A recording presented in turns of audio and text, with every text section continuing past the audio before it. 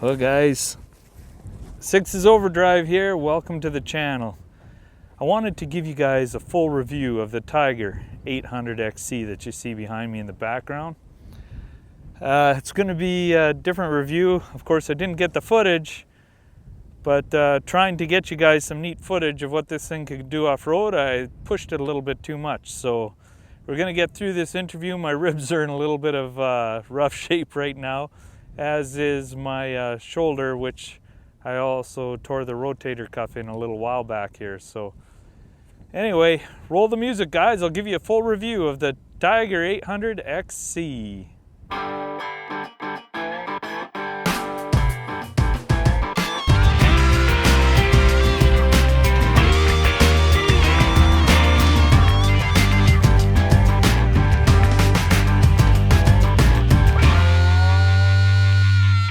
Just surveying the damage of my little fall. It wasn't that big of a deal, but I wanted to show you guys what this thing could do off-road, and I made it down this really steep trail and decided I'd come back up. Well, I think I hit a rock. And then, of course, I stalled the bike. Like, we're way up here, guys. Like, way up.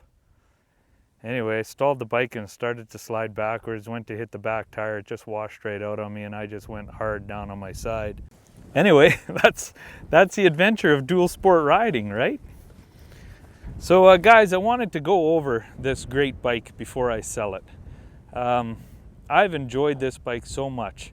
And if you stay tuned, I'm even going to give you a little bit of a comparison to its direct competitor, the BMW F800 GS.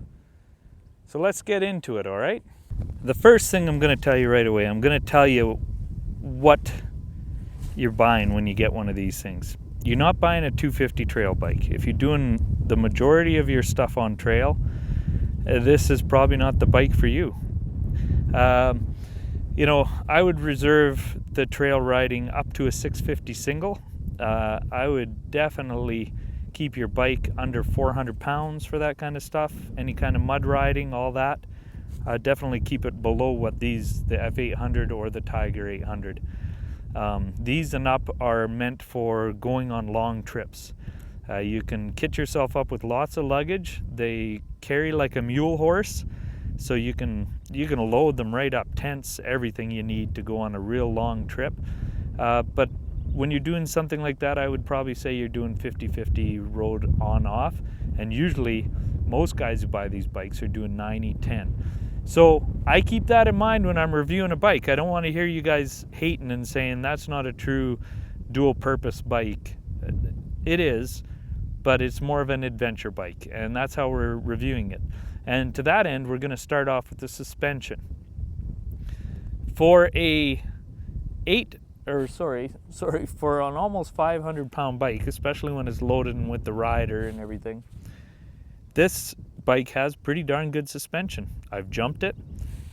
We've gone off-road riding, tons on it, and it doesn't bottom out that often. When you really push it, it does. The front is non-adjustable. The back shock over here has your adjustments, so you can tool it up for carrying a passenger or carrying extra luggage or anything like that. But it works. It works really well. The gearing is a little bit on the tall side. Again, I think this thing is made for a lot more for highway, gravel roads, roads in between towns that are really rough. Like I said, hill climbing on this last one. I have hide nows, which are a good 50-50 tire, and they seem to wash out a little bit coming up that hill and got me into a lot of trouble fast. These things, if you got buddies with you that are riding trails, you can take it out on the trail. But here's the difference. I'm going to put it plain and simple for you between a trail bike and this. If you're going to take this out with your buddies on trails, they're going to need to help you out because it's heavy. And secondly, be prepared to pay extra money to get your bike fixed when you're done, because the do not have the ground clearance, and you know, there's a lot of exposed parts like liquid cooling, you know, even though I have the bark buster. I'm just going to show you what I just did. Just snapped that clutch lever off, and that was just from bending this plastic piece here. So, you know, what do? It's a 500-pound bike. Like this and the BMW F800 GS are almost identical in specs in every way. The BMW F800 GS has a twin-cylinder motor, and it's very torquey, and I think from riding it, I think it works a little bit better off-road than what this bike does. The reason I bought this one is because of how sweet it is on the road. Like I said, when you go on a long trip, like a lot of times you're on pavement for literally thousands of kilometers before you hit 100 miles of dirt. And this one rips it up over the BMW, in my opinion, on the road. They're both about the same speed, but it's the way the engine feels. Like this thing is a flawless power band on the road. In the dirt, it's a little bit taller than the BMW. First gear goes right up to 100 kilometers an hour. So you got to rev it up to get that power out of it, to get the dirt. So, you know, on a 400 plus pound bike, and especially if you got a luggage, you might be pushing close to 600. You can get yourself into trouble very fast if you've got to spool up that first gear and get into, it's a lot of clutch work, all right? Now, the lights on this bike are spectacular. You might notice that my bike doesn't have a windshield on it, and that's just personal preference. Those of you who subscribe to my channel, you know that already, that I do not like windshields on my bike. It's stored safe and clean in the garage for the next person who buys it.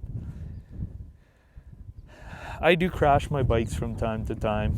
I wouldn't say crash, but I have falls. I get off every now and then when I push it a little bit too hard. And this bike has been no exception. She's fallen lots. A lot of people are concerned about its durability. It's been pretty good.